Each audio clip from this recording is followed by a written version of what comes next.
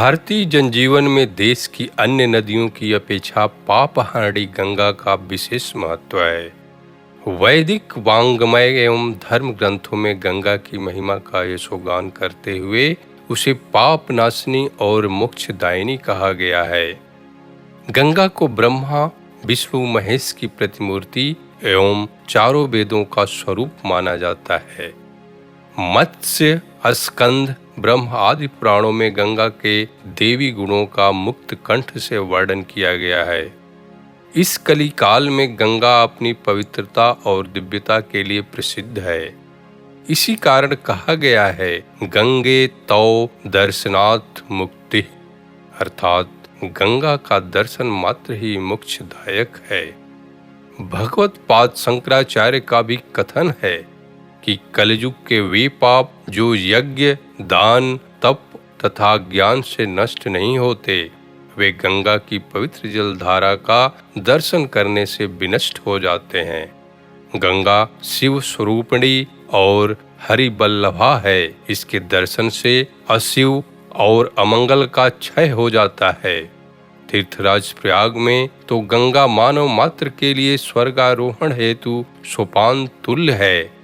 कुर्म पुराण में तो गंगा की महिमा पर प्रकाश डालते हुए यह कहा गया है कि गंगा, जमुना और अंतः सलीला सरस्वती के जल में स्नान करने वाले श्रद्धालु को स्वर्गलोक की प्राप्ति होती है, उसका पुनर्जन्म नहीं होता।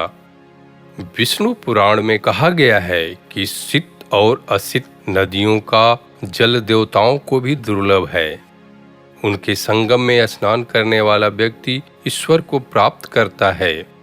गंगा जमुना का संगम इस देश के भूगोल का अद्भुत संजोग है। वेद से लेकर पुराण तक और संस्कृत कवियों से लेकर लोक साहित्य के रचयिताओं तक संगम की महिमा का उद्घोष होता आया है। भारतीय मानचित्र में जो स्थिति पर्वतराज हिमालय की है, वही स्थिति हमारी सनातन धार्मिक परंपरा में तीर्थराज प्रयाग के संगम की है। इसी जगत विख्यात संगम के तट पर 7वीं शताब्दी में महाराज हर्ष ने महामोक्ष परिषद सम्मेलन का आयोजन किया था। महाकवि कालिदास ने अपने महाकाव्य रघुवंश के 13वें सर्ग में गंगा और जमुना के संगम के दृश्य का बहुत ही मनोरम चित्रण किया है।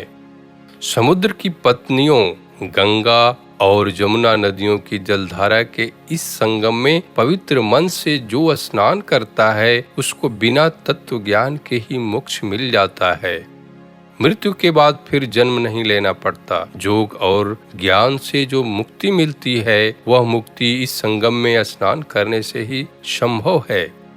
किंवदंती है कि एक बार यमराज बड़ी ही क्रोधित मुद्रा में ब्रह्मा जी के पास गए और उन्होंने उनसे कहा कि आपने तो मेरे साथ बड़ा मजाक किया है। एक ओर तो आपने मुझे पापियों को दंड देने का आदेश दिया और दूसरी ओर पृथ्वी पर गंगा को भेज दिया सभी को तारने के लिए।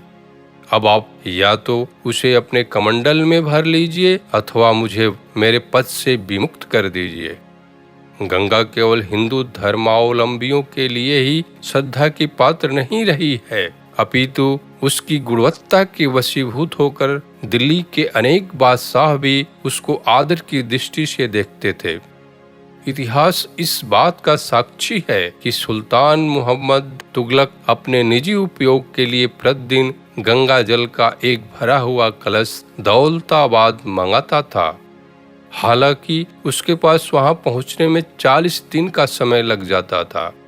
अबुल फजल ने आईने अकबरी में लिखा है कि मुगल सम्राट अकबर गंगा जल को अमृत समझते थे और सदैव गंगा जल का ही उपयोग करते थे।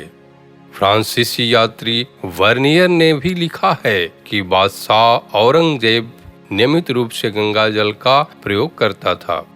विजयनगर के विख्यात शासक कृष्णदेव राय को 1525 ईस्वी में मरणासन अवस्था में गंगा जल सेवन कराने से स्वास्थ्य लाभ हुआ था।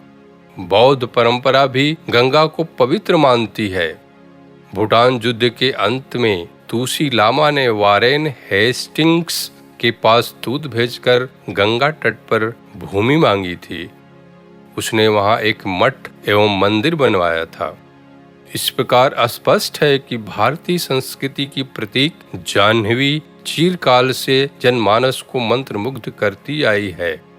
इसी पतित पावनी नदी की पवित्र धारा में स्नान करने के लिए देश विदेश से कोटि कोटि धर्मनिष्ठ प्राणी तीर्थराज प्रयाग में अनेक विघ्न बाधाओं का सामना करते हुए बिना किसी निमंत्रण के आते हैं और उनका एकमात्र उद्देश्य होता है पुण्य लाभ तथा मोक्ष की प्राप्ति।